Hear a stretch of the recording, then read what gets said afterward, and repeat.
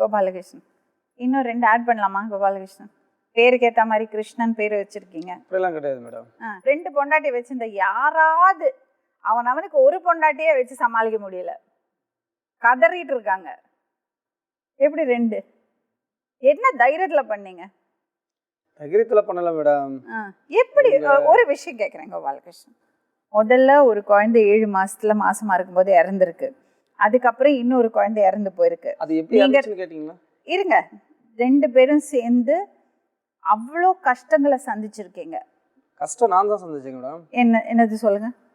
7 மாசத்துல 8 மாசத்துல பிறந்த குழந்தைய அவங்க அப்பா கிட்ட, அவங்க அப்பா வந்து இந்த தெருக்கூத்துல கூத்தாடி கொஞ்ச நேரம் ஆடிட்டு ஓடிடுவாங்க தெரியுமா, அந்த மாதிரி கதை அவங்க அப்பா.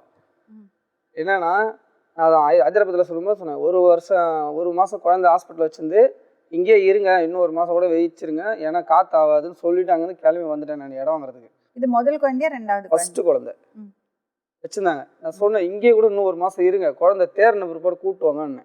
அவங்க அப்பா என்ன பண்ணாரு, குதின்னு குதிச்சு நான் இப்படி கிளம்பி சென்னைக்கு வந்ததுமே என் பின்னாடியே இட்டுன்னு வந்துட்டாரு. தரமணிக்கு வந்திருந்தாங்க. தரமணிலே சொல்லிட்டு வந்தேன், சரி இங்கேயாவது இருங்க எதனா ஒன்றா போய் பார்க்கலாம் அப்படின்னு இங்கேயே சொல்லிட்டு வந்தேன். இங்கேருந்து நான் ஊருக்கு போகிறேன், காலைல வண்டி எடுத்துகிட்டு ஊருக்கு போகிறேன், பார்த்தா நைட்டு கூட இருந்தாங்க நிற்கிறாங்க.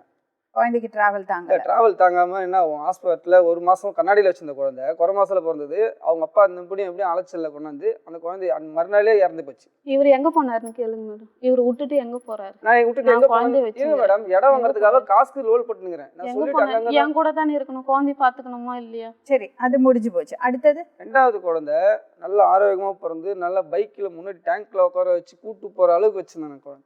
எங்க அம்மா என்ன பண்ணாங்க, தீபாவளிக்கு நோம்பு கும்பிடா குழந்தைய கூட்டோடான்னாங்க.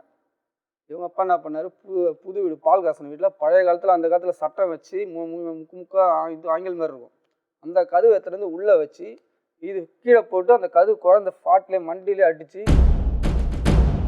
ஃபாட்லேயே இறந்து போச்சு. ஆனால் அந்த குழந்தை புதைக்கும் போது கூட சாவே இல்லை, உயிரோட 10 கிராம் இறந்து. அவன் அந்த வேலை பண்ணாங்க. என் குழந்தைங்க எனக்கு கஷ்டம் இல்லை, அவளுக்கு இருக்காது, எனக்கு கஷ்டம் இல்லை. எல்லாருமே அவங்க அப்பா அவங்க சேர்ந்து பண்ணதான் மேடம். என்னங்க பேசுறீங்க? அம்மா குழந்தை சொல்றாங்களா, ஏதாவது கேக்குறாங்களா மேடம்? சரி, அதுக்கு இதுக்கு என்ன சம்பந்தம் சொல்றேன் மேடம்.